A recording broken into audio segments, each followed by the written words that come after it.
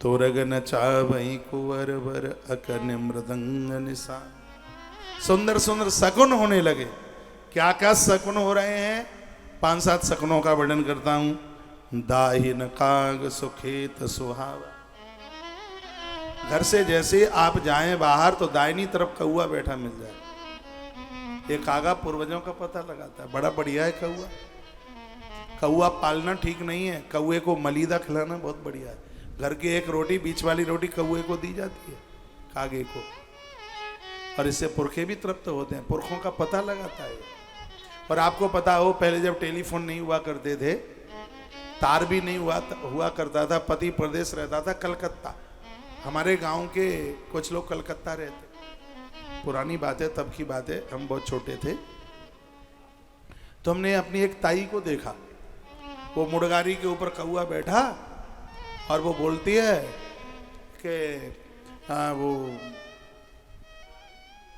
क्या बोली वो बोली अश्विनी के पापा आ रहे हो तो तू शीघ्र ही उड़ जा। और कौआ उड़ जाता, अश्विनी का पापा आ जाता, ताऊ आ जाता। कौआ उड़ा, ताऊ आया। देखो, आपने भी देखा होगा, वो फुर्र से उड़ता था मुड़गारी पर बैठा हुआ कौआ। तो दाहिने हाथ पर आप घर से बाहर चले, दाहिने हाथ पर कागा दिखाई दे जाए तो आपकी यात्रा को सफल होना है। आपकी यात्रा को सफल होना है। नकुल दरस सब कहाँ हुए पावा। नकुल जानते हैं? नेवला, हमारी देसी भाषा में कहते हैं नौरा। नेवला इतना लड़ाकू है, सांप के टुकड़े कर देता है। नेवला ये इतना शुभ है, इतना छोटा सा मुंह होता है उसका, लंबाई खूब होती है, मुंह होगा इतना सा बिल्कुल छोटा। अरे नेवला का मुंह बड़ा सुंदर है, इतना सुंदर है उसका मुंह, मैंने देखा है ना उसका मुंह, इसलिए बता रहा हूं। माइक खोल भाई। तो आप घर से निकले और नेवला का हो जाए दर्शन तो समझ लो कि यात्रा को बढ़िया ही होना है। कहीं यात्रा में कोई रोक नहीं आएगी। फिर का सानुकूल वही त्रिविध बयारी, सघट सवाल आव वर नारी।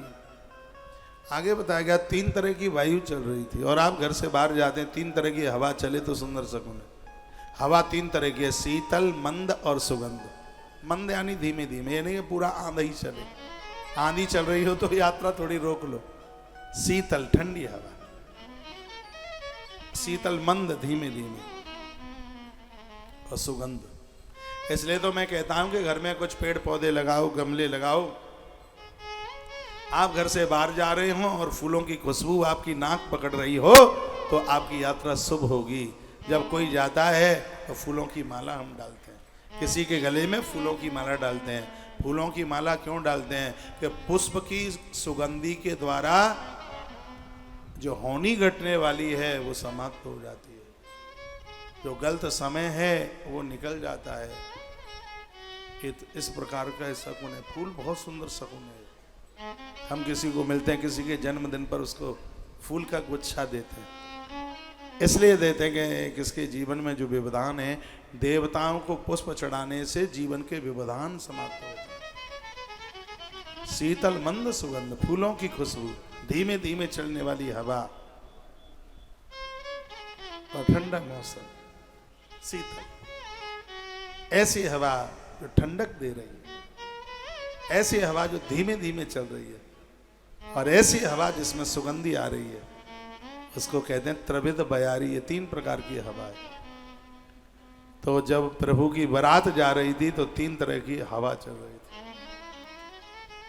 जो लोग खुरचनी चाटने वाले होते हैं ना, मटकियां जिन्होंने चाटी है, उनके विवाह में तो तूफान आता है, पानी गिरता है, ओले गिरते हैं। और जब खूब आंधी गिरती है, आंधी आती है और पानी गिरता है, तूफान आता है, तो कहते हैं हड़िया चट्टा की बारात गई है, ऐसा ही बोलते हैं, हड़िया चट्टा। भगवान की जब बारात जा रही थी तो शीतल मंद सुगंध, सानुकूल वही त्रिविध बयारी, 3 तरह की हवा चल रही थी। अपने आप को पूछो, तूफान तो नहीं आया था आपकी शादी में? त्रिविध प्रकार की हवा चल रही थी।